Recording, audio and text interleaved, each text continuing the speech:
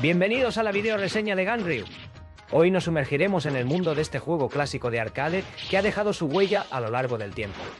Desde su lanzamiento inicial hasta su reciente resurgimiento, exploraremos los aspectos que hacen que Ganryu sea único y cómo ha resistido el paso de los años. Sin más preámbulos, comencemos nuestra aventura con Ganryu.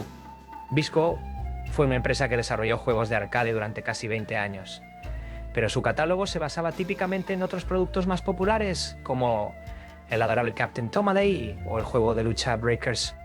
Ganryu es igualmente representativo de su producción, un juego de acción de desplazamiento lateral fusionado con elementos de títulos clásicos como Shinobi y Strider. El título japonés es Musashi Ganryuki, o La crónica de Musashi y Ganryu. Musashi, por supuesto, se refiere al legendario espadachín Musashi Miyamoto, mientras que Ganryu es otro nombre para su rival, Kojiro Sasaki. Haomaru y Yukio de Samurai Shodown se basan en Musashi y Kojiro, respectivamente. Musashi aquí es, por supuesto, el héroe, mientras que Kojiro convoca poderes demoníacos para derrotar a su oponente de toda la vida. El héroe histórico también está acompañado por una mujer llamada Suzume, que no parece basarse en nadie en particular, pero está ahí por variedad. Desafortunadamente, la acción simultánea de dos jugadores no está disponible, solo de manera alternativa. Ganryu sigue un camino muy trillado, avanzando y eliminando ninjas y otros enemigos con tu espada. Está bien ritmado, aunque parece que podría beneficiarse de un movimiento de correr o esquivar al estilo de Shinobi 3 para acelerar las cosas. Ocasionalmente te encontrarás con civiles atados que pueden ser rescatados y te otorgarán un objeto de bonificación si los liberas. También hay momentos en los que verás a otro personaje huyendo junto a ti, aunque solo están ahí por sabor y cómicamente. Se les puede ver cayendo a ciegas por acantilados. Las mejoras incluyen 3 armas alternativas como shurikens, dinamita y orbes de hechizo. Aunque la pantalla de selección de personajes tiene una calificación de estrellas que indica las diferencias entre Musashi y Suzume, su principal diferencia radica en cómo manejan estas mejoras. Con los shurikens, Musashi lanza uno solo hacia adelante, mientras que Suzume lanza 2, uno ligeramente en ángulo. Con la dinamita, Musashi simplemente los lanza en un arco, mientras que Suzume envía una onda de fuego por el suelo.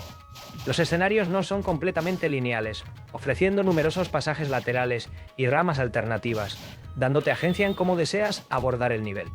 Los personajes pueden agarrarse a salientes y rebotar en las paredes, y también usan un gancho de agarre. Lamentablemente, estos elementos son la parte más débil del juego, simplemente porque son un poco toscos. Por ejemplo, no queda claro inicialmente dónde y cuándo se supone que debes usar el gancho, porque a diferencia de otros juegos no hay puntos de agarre claros. En cambio, en algún lugar de la mitad de la segunda etapa, simplemente hay un letrero con una flecha que apunta hacia arriba, lo que implica que se supone que debes usar el árbol del fondo para balancearte de un lado a otro hasta que llegues lo suficientemente alto como para avanzar. Frustrantemente, no puedes disparar el gancho en un ángulo ascendente, que es como funcionan la mayoría de los mejores ganchos de videojuegos, por lo que se siente torpe. Aún peor son las pocas secciones en las que se supone que debes escalar paredes saltando de un lado a otro. La sincronización se siente extraña, y no obtienes suficiente altura o impulso cuando rebotas en algo. Como resultado, su implementación recuerda a la problemática Triangle Jump de la versión de NES de Strider. Ninja Gaiden de NES implementó esto casi perfectamente, y eso precede a Ganryu por toda una década. Afortunadamente, los diseñadores de escenarios parecen haberse dado cuenta de esto, por lo que las situaciones en las que necesitas usar estas acrobacias son escasas, pero aún así se siente como una oportunidad desperdiciada. Los gráficos tienen la apariencia de un juego de SNES de gama media.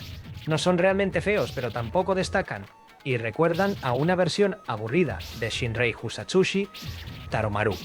El único momento en que sobresale es durante algunas peleas de jefes, siendo el primer enemigo un robot con cara de muñeca anacrónico y el tercero siendo el equivalente demoníaco de una trampa para moscas Venus. De lo contrario, parece increíblemente anticuado para un juego de Neo Geo de 1998. Magician Lord, de nuevo, casi 10 años antes, y también hecho para la misma plataforma. Luce notablemente mejor. En última instancia, Ganryu parece ser uno de esos títulos de bajo presupuesto, lanzados principalmente para que los propietarios de salas de arcade tengan algo nuevo y barato que colocar en sus gastadas cabinas Neo Geo MVS.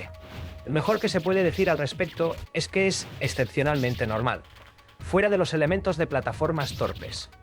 El diseño es mayormente lo suficientemente sólido, y está equilibrado para que sea desafiante pero no abrumadoramente.